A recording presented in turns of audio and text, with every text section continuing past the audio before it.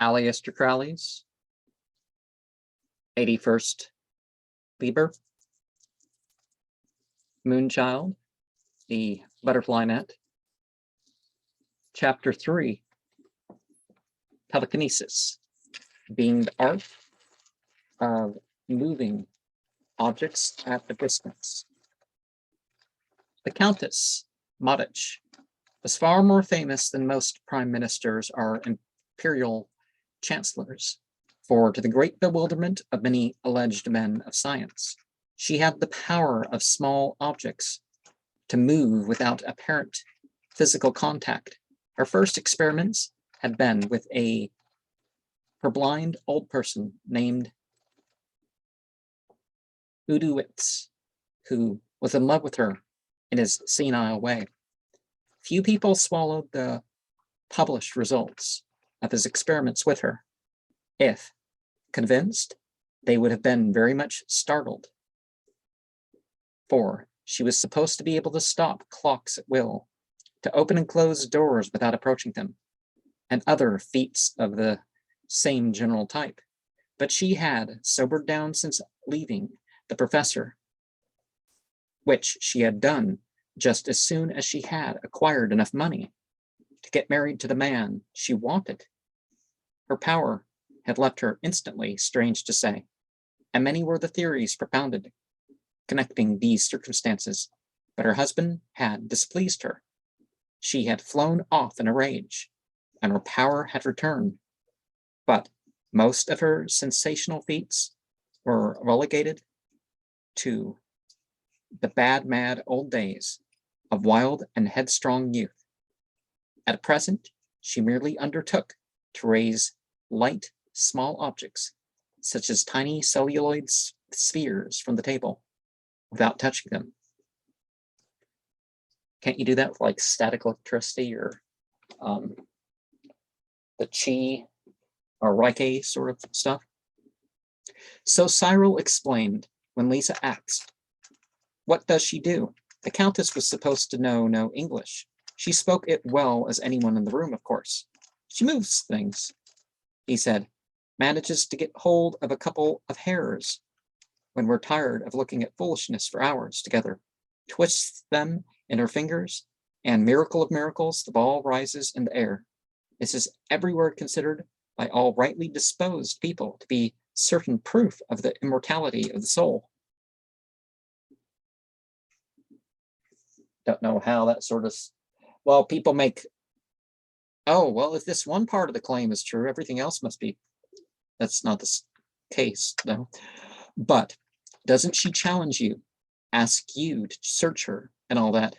Oh, yes, you've got the same chance as a deaf man has to detect a mistake in a causal's recital. If she can't get a hair, she'll pull a thread from her silk stockings or her dress. If you get people that are really too clever for her, then the force is very weak. This afternoon, though, she keeps you longer than ever in the hope of tiring your attention, and perhaps to pay you out for baffling her. Gray said all this with an air of the most hideous boredom. It was evident that he hated the whole business. He was restless and anxious too, with another part of his brain. Lisa could see that, but she dared not question him, so she went on the old track. Doesn't she get messages from the dead? It's not done much now. It's too easy to fake, and the moneyed fools lost interest as a class. This new game tickles the vanity of some of the sham scientific people, like Lombroso. They think they'll make a reputation like Newton out of it. They don't know enough science to criticize the business on sensible lines. Oh, really, I prefer your fat friend with a large building and the letter about a journey. You mean the whole thing is absolute fraud? Can't say. Hard to prove a negative or to affirm a universal proposition. But the onus of proof is on the spiritualists, and there are only two cases worth considering. Miss Piper, who never did anything very striking, anyhow, and Eusapia Palladino. She was exposed in America some time ago, said the girl, but I think it was only in the Hearst newspapers. Hearst is the American Northcliffe, explained Cyril, for the benefit of the Pasha. And so is Northcliffe, he added, musingly and unblushingly. I'm afraid I don't know who Northcliffe is, said Akbar. Northcliffe was Harmsworth. Cyril's voice was caressing, like one soothing a fractious child. But who was Harmsworth? Asked the Turk, the young magician in a hollow tone. Nobody. Nobody, cried Akbar. I don't understand. Cyril shook his head, solemnly and sadly. There ain't no such person. Akbar Pasha looked at Gray as if he were a ghost. It was a horrible trick of the boys. He could invite confidence by a sensible, even possibly a bright remark.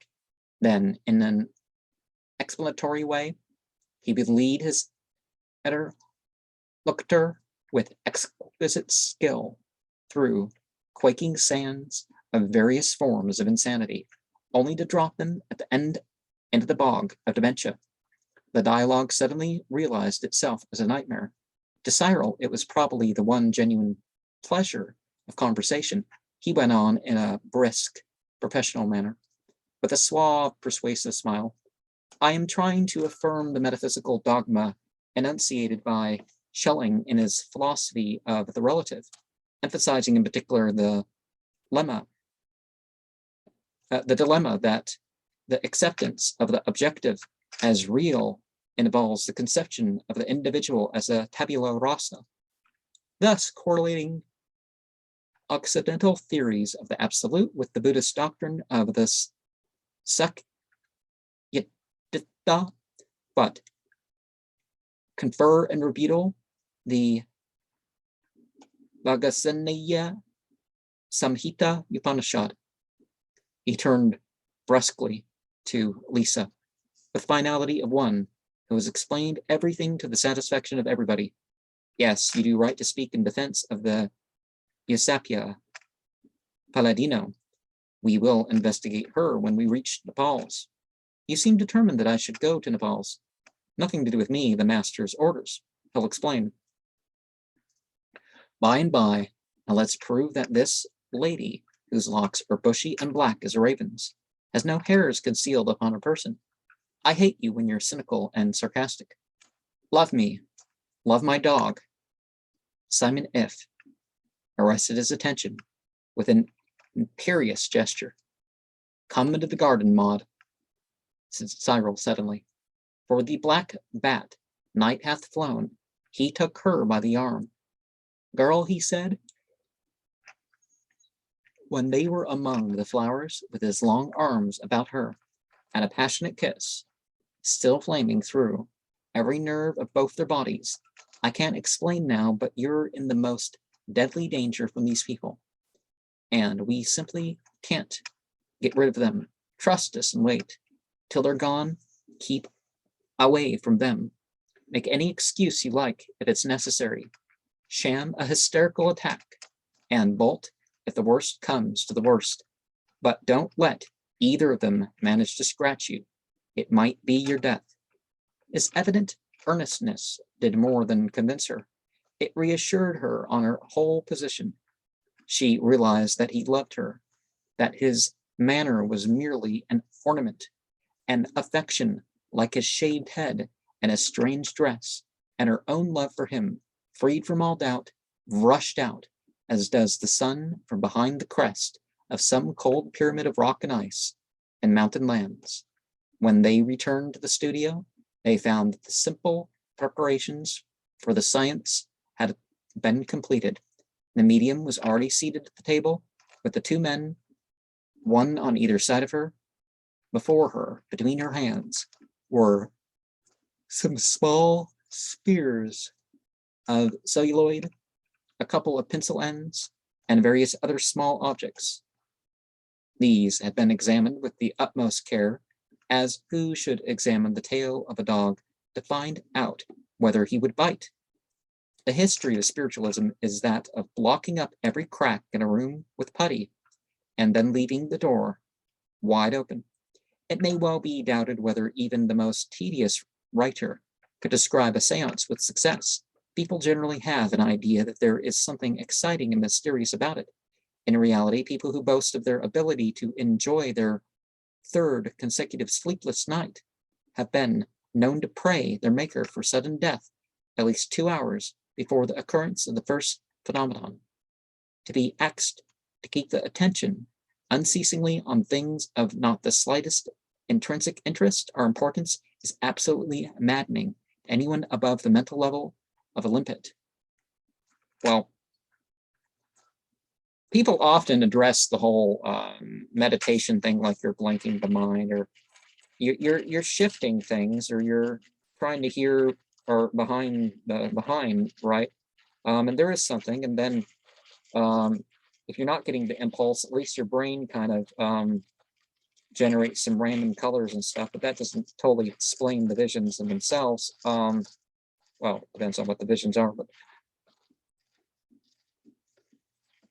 actually it helps with intelligence, giving it that quiet, you could say. But if you put something in that space and don't force it, then actually it's a little bit even more effective. But I don't mean just, visualizing things and pretending until you experience it like it's real either. Be open for something other than the exact form that you've been told to expect. Observe how advantageously we are placed, whispered Cyril to Lisa, as they took seats on the divan toward which the table had been drawn.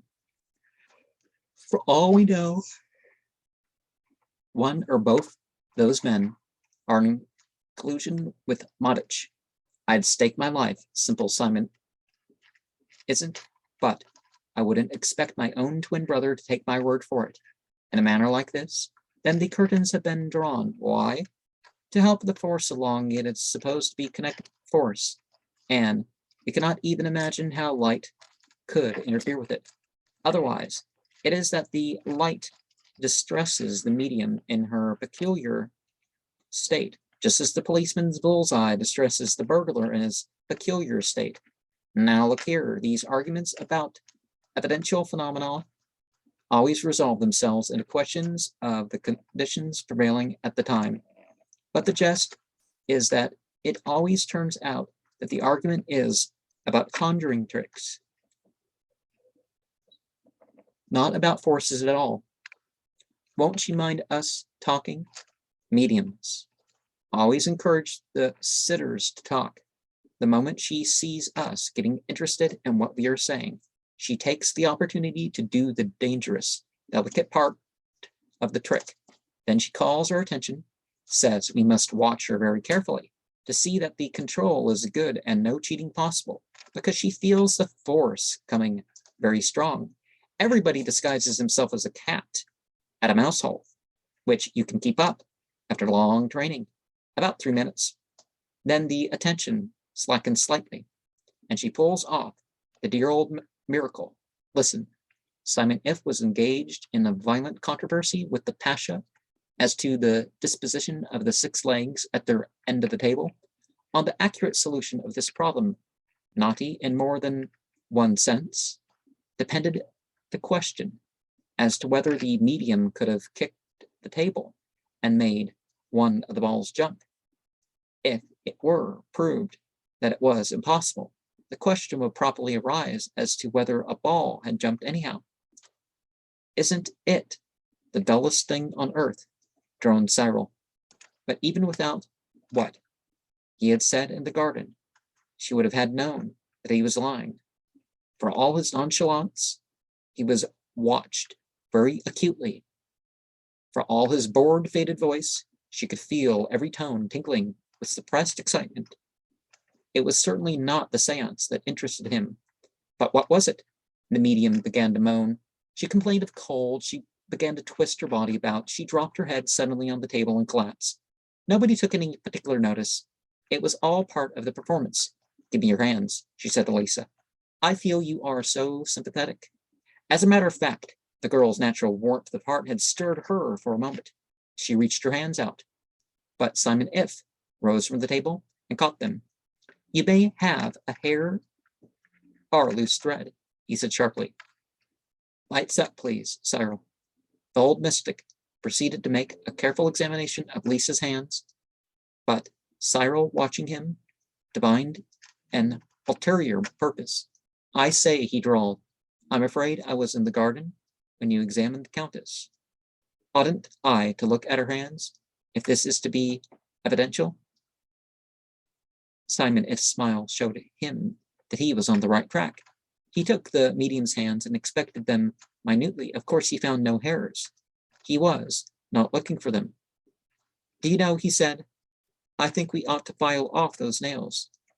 There's such a lot of room for hairs and things. The Pasha immediately protested. I don't think we ought to interfere with the lady's manicuring, he said indignantly. Surely we can trust her eyes. Cyril Gray had beaten Lennox's in the Open Championship, but he only murmured, I'm so sorry, Pasha. I can't trust mine. I'm threatened with tobacco amblyopia. Amblyopia? Yeah. The ambiguity of the remark, as intended, came near to upset the Turk's temper. I've always agreed with Berkeley, he went on, completely changing the plane of the conversation while maintaining its original subject, that our eyes bear no witness to anything external.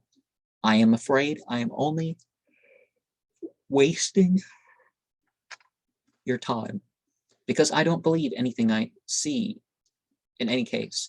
The Turk was intensely irritated at the magician's insolence. Whenever Cyril was among strangers or in any danger, he invariably donned the bomb-proof armor, the bomb-proof armor of British aristocracy. He had been on the Titanic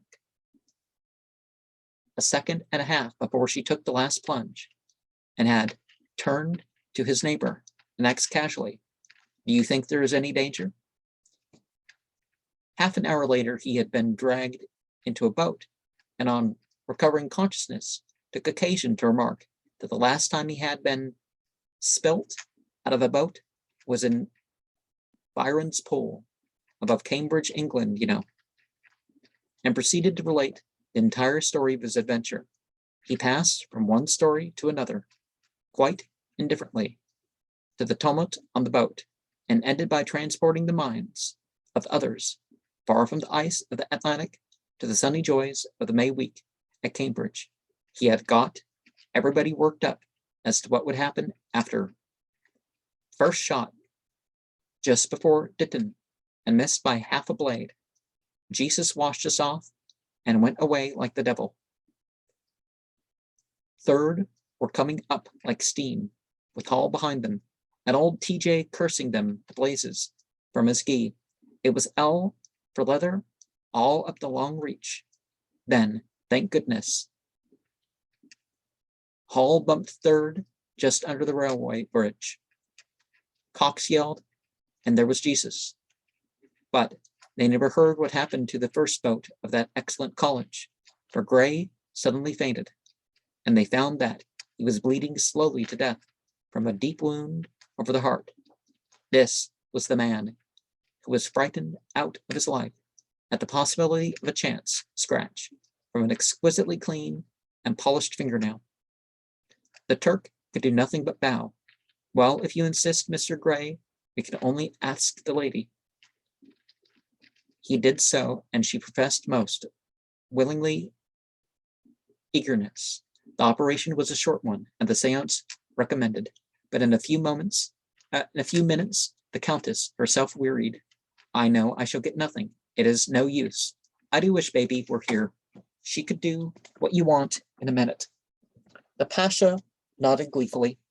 That's always the way we begin, he explained to Simple Simon. Now I'll have to hypnotize her, and she'll wake up in her other personality. Very, very interesting, agreed Simon. Curiously enough, we were just discussing double personalities with Madame la Euphoria when you honored us with your visit. She has never seen anything of the kind. You'll be charmed, Marquise, the old Turk assured Lisa. It's the most wonderful thing you ever saw. He began to make passes over the medium's forehead. She made a series of convulsive movements, which gradually died away and were succeeded by deep sleep. Cyril took Lisa to one side. This is really great magic. This is the old original confidence trick. Pretend to be asleep yourself so that all the others may go to sleep in reality. It is described at no length whatever by Fraser in his book on sympathetic magic. For that most learned doctor, Ver Proclarus et Optimus, omits the single essential of his subject. It is not enough to pretend that your wax image is the person you want to bewitch. You must make a real connexion. That is the whole art of magic, to be able to do that. And it is the one point that Fraser omits. Now, of course, there's a slight difference between connection and connexion. Because, you're forming an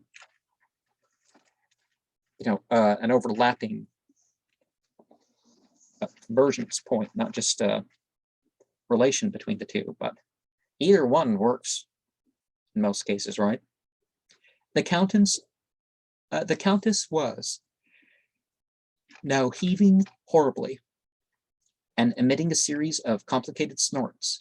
The Pasha explains that this was normal, that she was waking up into the new personality. Almost before he finished, she had slid off her chair onto the floor, where she uttered an intense and prolonged wail. The men removed the table that her extrication might become more simple. They found her on her back, smiling and crowing, opening and closing her hands. When she saw the men, she began to cry with fright. Then her first articulation was mum, mum, mum, mum, mum. She wants her mother, explained Akbar. I don't know a lady was to be present, but as we are so happy, would you mind pretending to be her mother? It would help her immensely. Lisa had quite forgotten Cyril's warning and would have accepted. She was quite willing to enter into the spirit of the performance, whether it was a serious affair, a swindle, or merely an idiotic game. But Simon F. interfered. Madame is not accustomed to seances, he said, and Cyril darted a look at her, which compelled her obedience, though she had no idea in the world why she should, or why she shouldn't, do any given thing. She was like one in a strange country. The only thing to do is to conform to the customs as well as one can, and to trust one's guide. Baby continued to yell.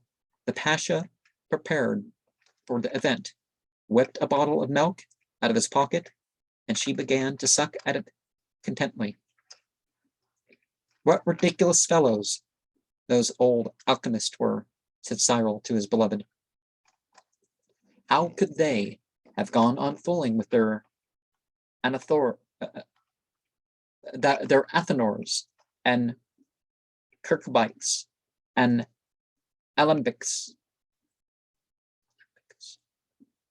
and their Red Dragon and their Caput Mortuum and their Lunar Water?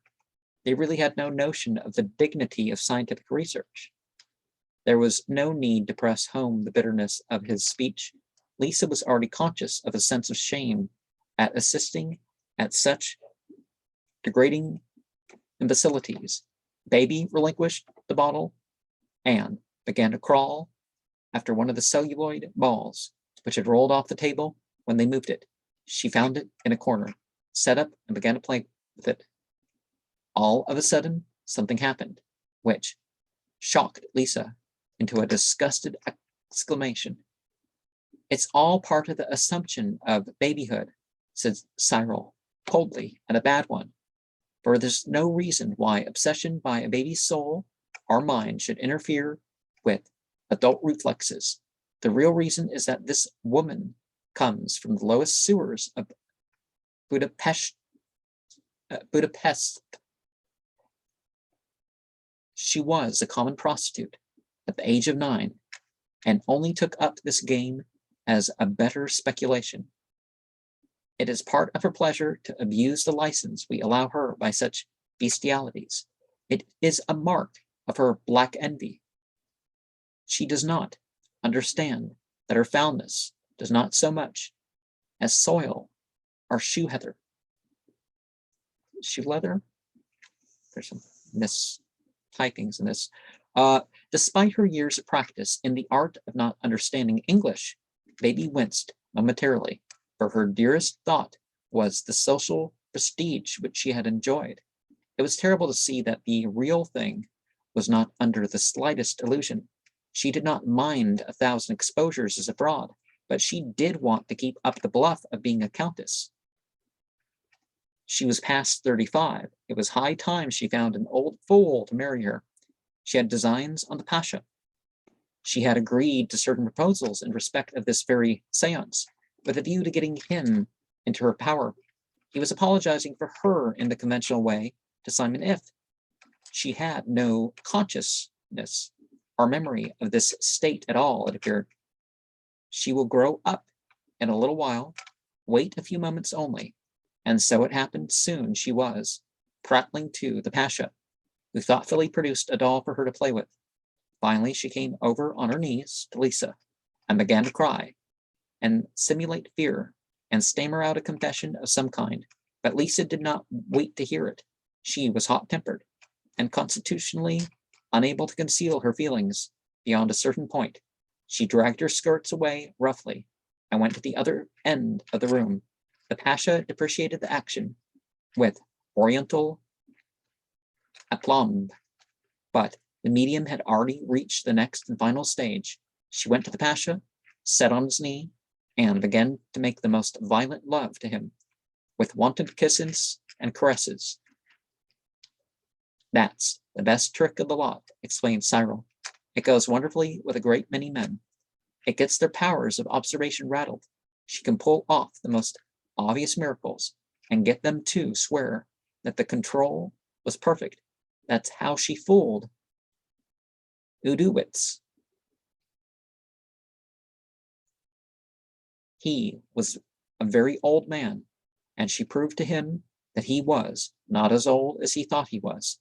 Great Harry Lauder, apart from any deception, a man in such circumstances might be willing to swear away his own reputation in order to assure her a career. It's rather embarrassing, said the Pasha, especially to a Muslim like myself, but one must endure everything in the cause of science. In a moment now, she'll be ready for the sitting. Indeed, she changed suddenly into personality number 3, a very decorous young Frenchwoman named Annette, maid to the wife of a Jewish banker. She went with rather stiff decorum to the table. She had to lay breakfast for her mistress, it appeared, but the moment she got there, she began to tremble violently all over, sank into the chair, and resumed the baby personality after a struggle. Dat away, bad Annette, naughty, naughty, was the burden of her inspiring monologue for a few minutes. Then she suddenly became absorbed in the small objects before her. The Pasha had replaced them and began to play with them as intently as many children do with toys.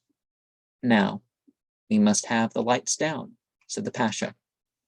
Now, some stuff, if you're going to whip people into a state, you can do that, but, you know, they're just distracting, right? Cyril complied. Light is terribly painful and dangerous to her in this state. Once she lost her reason for a month through someone switching on the current unexpectedly. But we shall make a close examination for all that. He took a thick silk scarf and bound it over her eyes. Then with an electric torch, he swept the table. He pulled back her sleeves to the shoulder and fastened them there. And he went over her hands, inch by inch, opening the fingers and spreading them, searching the nails, proving in short, to demonstration that there was no deception. Well, that's how you slip in that there was, because you intentionally miss a spot here and there, right? You see, whispered Cyril, we're not preparing for a scientific experiment. We're preparing for a conjuring trick. It's the psychology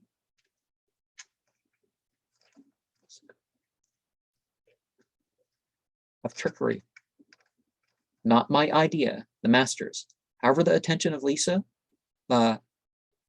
Giuffria, almost despite herself, was drawn to the restless fingers on the table. They moved and twisted into such uncanny shapes, and there was something in the play of them, their intention towards the frail globe on which they converged, that fascinated her. The medium drew her fingers swiftly from the ball. At the same instant, it jumped 3 or 4 inches into the air. The Turk purred delight. Quite evidential, don't you think, sir? He observed to Simon. Oh, quite, returned the old man, but in a tone that would have made anyone who knew him well continue the conversation with these words. Evidential of what? But Akbar was fully satisfied. As a matter of form, he turned the torch on again and made a new examination of the medium's fingers, but no hairs were to be discovered. From this moment, the phenomena became continuous. The articles upon the table hopped, skipped, and danced like autumn leaves in a whirlwind. For 10 minutes, this went on with constantly increasing energy. The fun is fast and furious, cried Lisa. Cyril adjusted his monocle with immense deliberation. The epithet of which you appear to be in search, he remarked, is possibly chronic. Lisa stared at him, while the pencils and balls still pattered on the table like dancing hail. Dr. Johnson once remarked that we need not criticize too closely the performance of a whistling cabbage, or whatever it was, he explained wearily. The wonder of being in the fact of the animal being able to do it at all. But I would venture to add that for my part, I find wonder amply satisfied by a single exhibition of this kind. To fall into a habit appears to me utterly out of accord with the views of the late John Stuart Mill on liberty. Lisa always found herself whirled about like a dervish by the strange twists which her lover continued to give to his conversation. Monet Knott had told her in London of his famous faux pas at Cannon Street station, when the railway official had passed along the train, shouting, all change, only to be publicly embraced by Cyril, who pretended to believe that he was a Buddhist missionary, on the grounds that one of the chief doctrines of Buddhism is that change is a principle inherent in all component things. And unless you knew beforehand what Cyril was thinking, his words gave you no clue. You could never tell whether he were serious or joking. He had fashioned his irony on the model of that hard, cold, cruel, smooth, glittering black ice that one finds only in the gullies of the loftiest mountains. It was said in the clubs that he had found 77 distinct ways of calling a man to his face, something which only the most brazen fishwives of Billingsgate cared to call by its name. without his suspecting anything beyond a well-turned complaint, a well-turned compliment. Fortunately, his lighter side was equally prominent. It was he who had gone into Lincoln Bennett's, adders to his majesty, since helmets ceased to be the wearer, had axed with diffidence and embarrassment to see the proprietor on a matter of the utmost importance, and on being deferentially conducted to a private room, had inquired earnestly, "Do you sell hats?" The mystery of the man was an endless inquietude to her. She wished to save herself from loving him, but only because she felt that she could never be sure that she had got him, and that intensified her determination to make him wholly and forever hers. Another story of Bonnet Knots had frightened her terribly. He had once put himself to a great deal of trouble to obtain a walking stick to his liking. Ultimately, he had found it, with such joy that he had called his friends and neighbors together, and bidden them to a lunch at the Carlton. After the meal, he had walked down Pall Mall with two of his guests, and discovered that he had forgotten the walking stick. "Careless of me," had been his only remark, and nothing would persuade him to stir a step towards its recovery. She preferred to think of that other side of his character, which she knew from the Titanic episode, and that other of how his men had feared to follow him across a certain snow slope that hung above a Himalayan precipice, when he had glissaded on his back, head foremost, to within a yard of the brink. The men had followed him then, and she knew that she too would follow him to the end of the world. Lost in those meditations, she hardly noticed that the seance was over. The medium had gradually fallen asleep again, to wake up in her number one personality. But as the others rose from the table, Lisa too rose more or less automatically with them. The foot of Akbar Pasha caught in the edge of a bearskin, and he stumbled violently. She shot out an arm to save him, but the young magician was quicker. He caught the Turk's shoulder with his with his left hand, and steadied him. At the same moment, she felt his other hand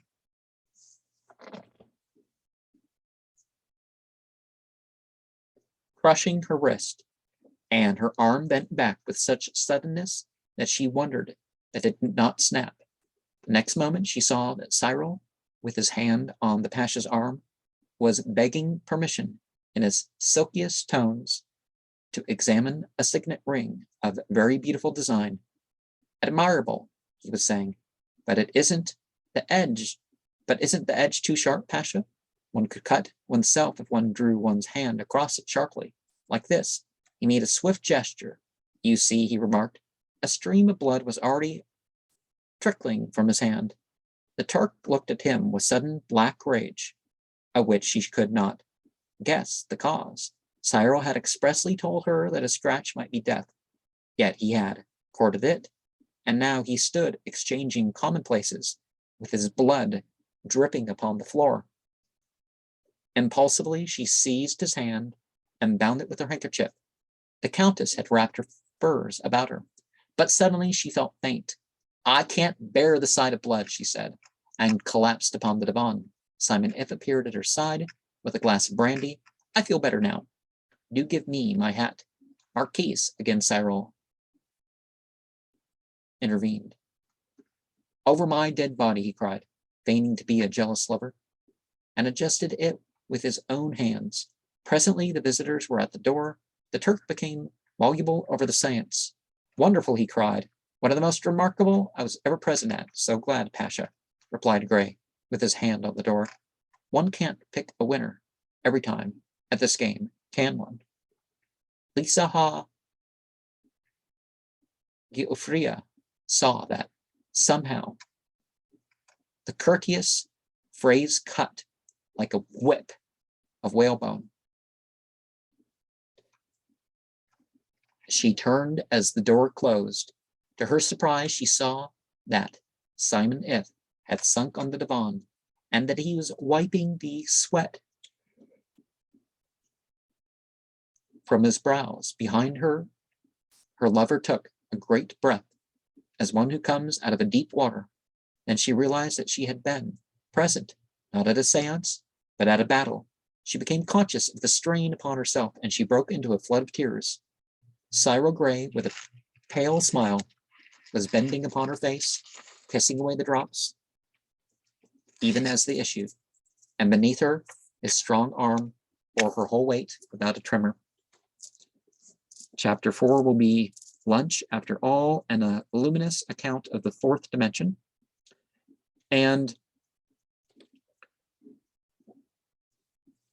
we notice that parties back in the day had much the same vice. And if, you know, society doesn't per se accept your advices because they're good Christians, and not in sort of the derisive way people say it nowadays, but or whatever, well, the other people that are into the drinking and the other vices are probably going to let you get away with stuff that, you know, you wouldn't be able to get away with in a business or another public gathering.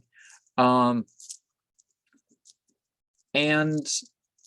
I don't believe that people become spiritually gifted so that they can get people's money and fame and stuff like this. Yeah, sure, some of that may come, like media and art. No, nothing wrong with somebody getting paid for media and art. I just kind of question the whole idea of people being paid for their for communicating with the other side, for the, you know, for ritual for hire, for professional priesthood, that sort of thing. Being paid as a teacher or something, sure, but being paid as an artist, sure. But I kind of, you know, that puts the authenticity of any real spiritual experience these people are having aside. And one of the groups that I, you know, have released probably more videos on than even the main group is, you know, their members, it would be called spiritualist or goddess, and, you know, IST. And the same thing with the with another group that I've started on, well, more than started on, but you know what I mean. Spiritualist is sort of a way to translate the term for their members.